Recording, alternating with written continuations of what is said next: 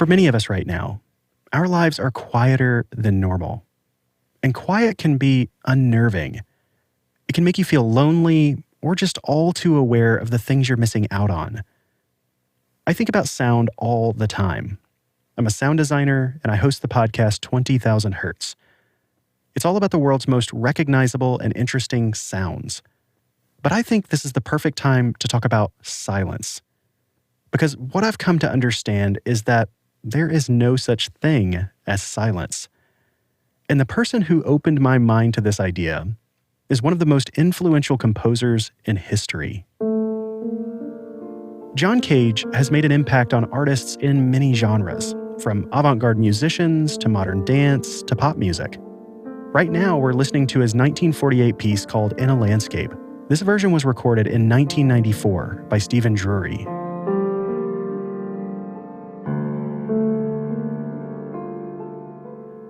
This piece is actually not very typical of John Cage's writing.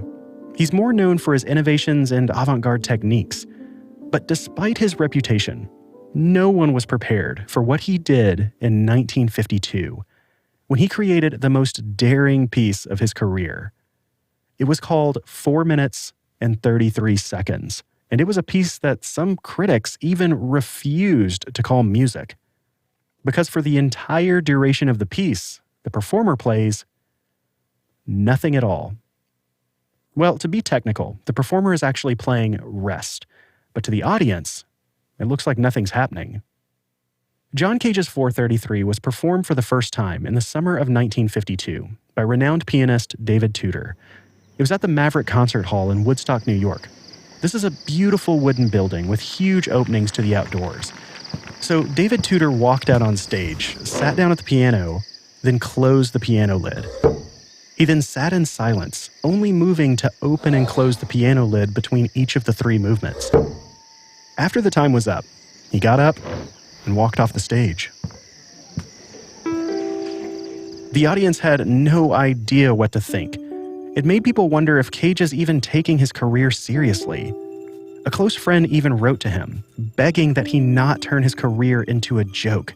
John Cage had, well, if you could call it, composed a piece of music that really challenged some very established ideas about music composition. It's something that musicians still debate today.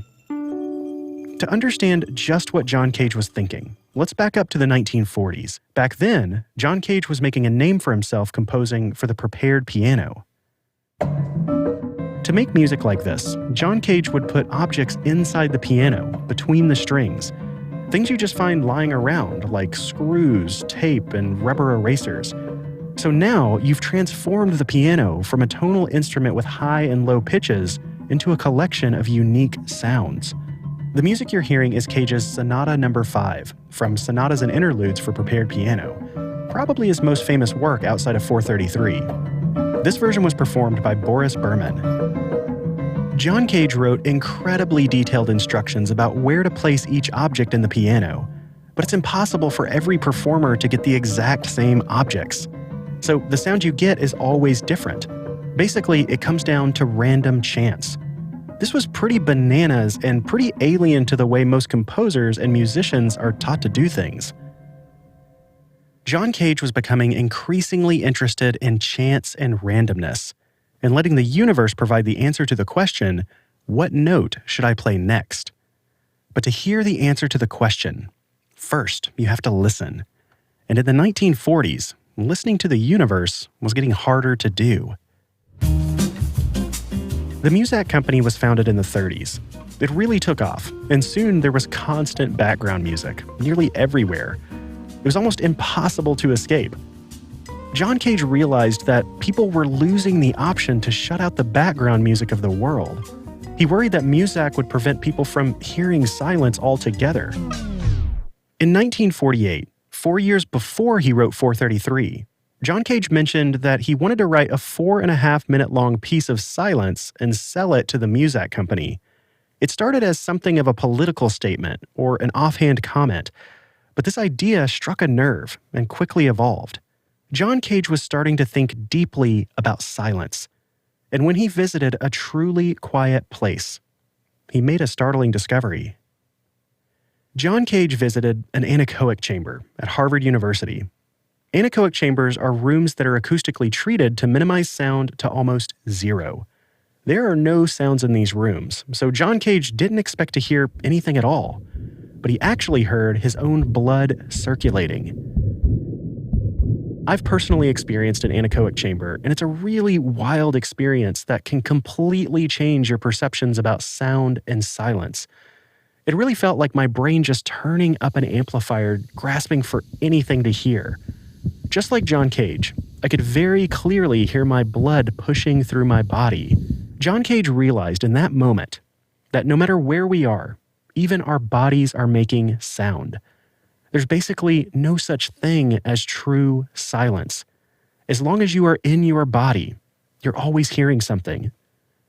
This is where John Cage's interest in chance and randomness met his interest in silence. He realized that creating an environment with no distractions wasn't about creating silence. It wasn't even about controlling noise. It was about the sounds that were already there, but you suddenly hear for the first time when you're really ready to listen. That's what's so often misunderstood about 433. People assume it's a joke, but that couldn't be further from the truth. It sounds different everywhere you play it, and that's the point. What John Cage really wanted us to hear is the beauty of the sonic world around us.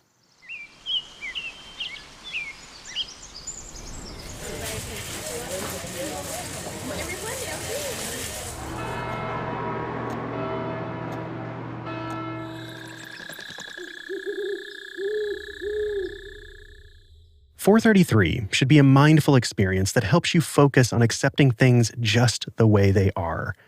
It's not something that anyone else can tell you how you're supposed to feel. It's deeply personal. It also brings up some pretty big questions about our sonic world. Is 433 music? Is it sound? Is sound music? Is there even a difference?" John Cage reminds us that music isn't the only kind of sound worth listening to. All sounds are worth thinking about. We have a once-in-a-lifetime opportunity to reset our ears. And if we become more conscious of what we hear, we'll inherently make our world sound better. Quietness is not when we turn off our minds to sound, but when we can really start to listen and hear the world in all of its sonic beauty. So in this spirit, let's perform 433 together, wherever you are. It's 3 movements, and I'll let you know when they start. Listen to the texture and rhythm of the sounds around you right now. Listen for the loud and soft, the harmonic, the dissonant, and all the small details that make every sound unique. Spend this time as mindful and focused in this real-life sonic moment.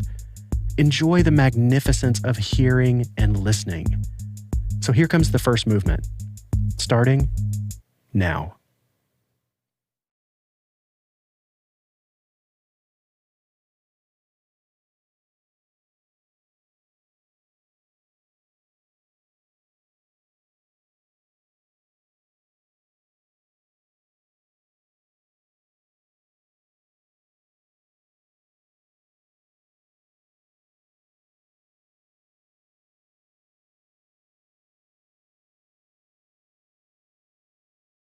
And here's movement 2. It'll be 2 minutes and 23 seconds.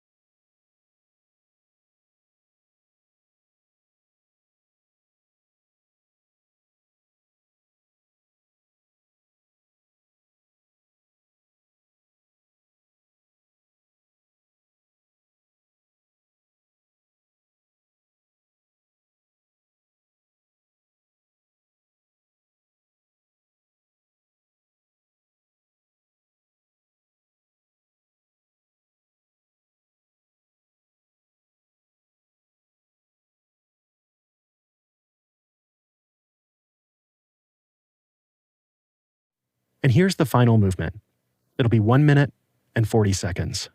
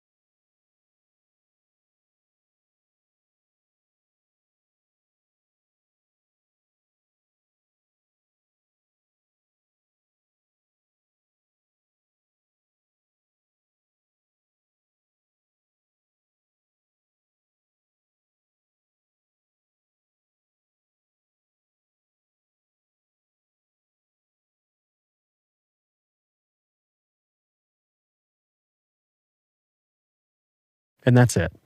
We did it. Thanks for listening.